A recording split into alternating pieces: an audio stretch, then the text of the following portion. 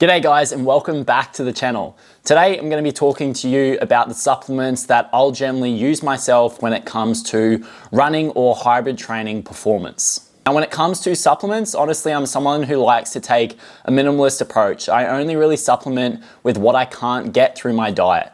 And this is how we should all realistically look at supplements. However, specifically what we're looking at today is supplements that operate off of what we call an ergogenic aid, which means that they benefit exercise performance. So the supplements that I'm going to show you either have a role in improving running or strength training performance, and they also support muscle gain. We know as runners, we should be performing some sort of maximal strength and power training to support our running performance and economy.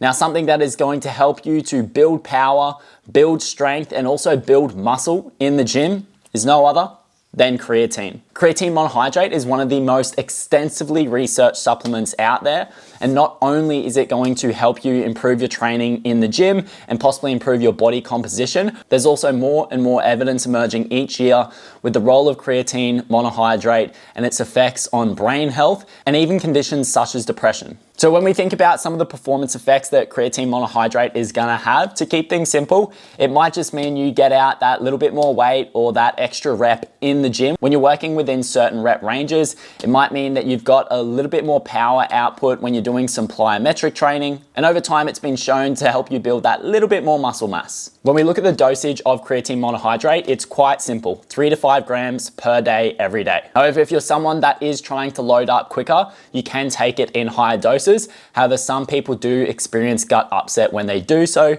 I think a good rule of thumb is just waiting that little bit longer, taking the 3 to 5 grams a day, and you'll saturate the stores within your body in about 30 days time. The second supplement that I want to bring up is caffeine. So this right here is just a form of pre-workout. However, pre-workouts aren't the only thing that you can take as a caffeine source. Obviously, one of the most popular sources of that in the world to this day is coffee. However, it is commonly recommended that we take 3 to 6 milligrams of caffeine per kilogram of body weight. To give you an example, let's say I weigh 83 kilograms and I want to be in that 3 to 6 milligram per kilogram range. Let's say 4.5 milligrams per kilogram of body weight.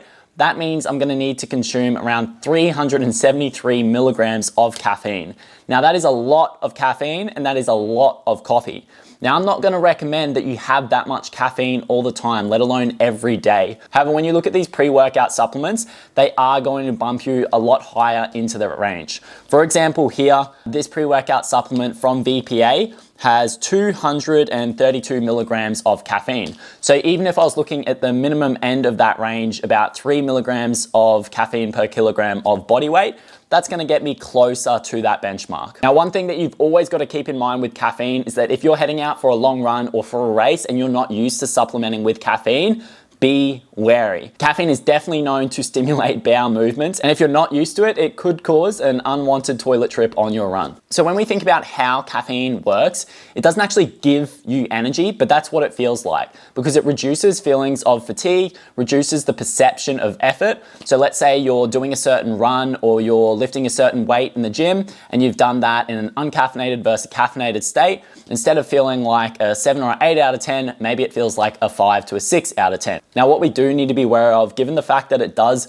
reduce feelings of fatigue, is just knowing that this is basically blocking adenosine at adenosine receptor sites in the body, meaning that adenosine, something that naturally builds up throughout the day and causes that lethargy and feeling of tiredness at the end of the day, is getting blocked from doing its actual job. So if we're always riding the caffeine train, over time we're actually going to be masking how fatigued we truly are. So whilst there are various benefits to caffeine, both physically and mentally, we do need to make some considerations for this supplement. All right, so it's finally time to bring protein into the mix. Why I didn't put there first up is because I truly don't believe everyone needs a protein supplement. If you're eating a fair amount of animal-based protein sources in your diet, chances are you shouldn't have too much of an issue meeting your protein intake, which is usually going to fall around that 2 grams per kilogram of body weight. However, protein is quite enjoyable when we look at making things like a protein smoothie or putting it in some protein pancakes. It's also quite convenient. So sometimes if I'm in a rush and I just want to have a piece of fruit, make a quick protein shake with some almond milk or coconut water, whatever it may be, it's an easy option for a little protein top up. So the two things that I really use protein as a supplement for is convenience, but also enjoyment. So if you are someone who has got running performance-based goals and you're looking to improve your body composition and you're looking for a tasty and convenient option, I'd highly recommend having a protein supplement. Now, to be fair, this is something else that we can get in our diet. And again, I toyed with where I'd put this in the order today. But the next supplement that I've got for you guys is carbohydrates and electrolytes. So in this little mix here, I've got both carbohydrate and electrolytes. Now there's plenty of other options out there.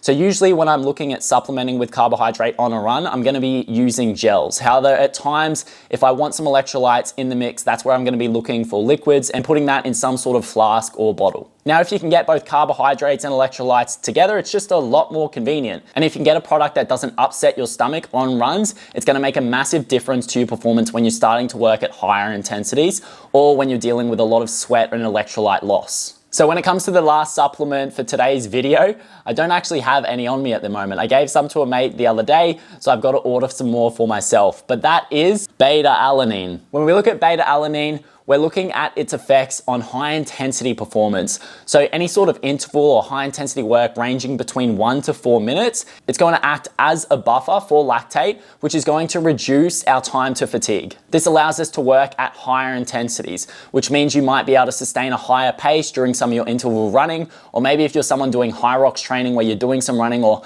high intensity work on any of the stations that you're performing, this can help increase performance in those bouts. One thing that I do want to note with Beta-Alanine is a common thing that people experience is paresthesia, if I've said that correctly, which is that tingly feeling, which can be quite uncomfortable for some people. So definitely, just like taking caffeine, you need to make considerations when it comes to supplements and if it's going to be right for you. All right, so let's wrap that all up today, guys. So first supplement we went through was creatine monohydrate. This helps with high intensity exercise performance, such as performing maximal strength lifts in the gym, any sort of power training, explosive sprint efforts, but there's also studies showing that it has positive effects on brain health and potentially even helping issues like depression. Secondly, we talked about caffeine. Not only does it help with exercise performance, reducing time to fatigue and perception of effort, it also, which I didn't mention before, has effects on muscle contractility and power output. Thirdly, we went through one of the most common supplements out there, which is protein. There's various sources of this. It is not something that is totally essential, but it is convenient and it is quite tasty. So if you are someone who is struggling to meet their protein intake, I would highly recommend getting protein, especially a whey protein isolate product. This is going to help with muscle repair and growth, which means you're going to be able to recover better from strength training and running, therefore helping you to increase your performance in future, but also improve your body composition over time. Fourth supplement we discussed was carbohydrates, but also electrolytes. So it's a bit of a double whammy. The product that I showed you today from VPA contains both. So when we're looking at carbohydrates, this is essential for high intensity exercise performance, muscle contractions, and also feeling like you're not spacing out at the end of your run because you've depleted some of the glycogen in your muscles and liver and the glucose in your bloodstream. And losses in fluid and electrolytes which aren't made back up are going to cause a massive detriment to performance. Last of all, we talked about Beta-Alanine, which is something that we can just use for high intensity training, range between 1 to 4 minute intervals. It's going to help us to offset fatigue, work at a higher output, which is essentially going to allow you to build more fitness over time and subsequently better performance. Now, by all means, this is not an exhaustive list. I know there are supplements out there that may be beneficial to running performance, but personally, these are some of the things that I've been using and I will recommend for clients. If you've got any more questions or any more suggestions or any experiences with supplementation that's helped your running performance in the past, please drop them in the comments below. If you want some assistance or support with coaching that doesn't only touch on running performance, but also touches on strength training, nutrition, and even implements practices of breath work for health, performance, and mental well-being, feel free to apply for the Forge coaching program in the description below. And if you're someone who is keen to learn about breath work itself, next week I'm launching a 5-day breath awareness series. You're going to be sent 5 days of breathwork practice to help you build breath awareness for better health, performance, and mental well-being. That's all for today, guys. I hope you enjoy the rest of the week. See yous.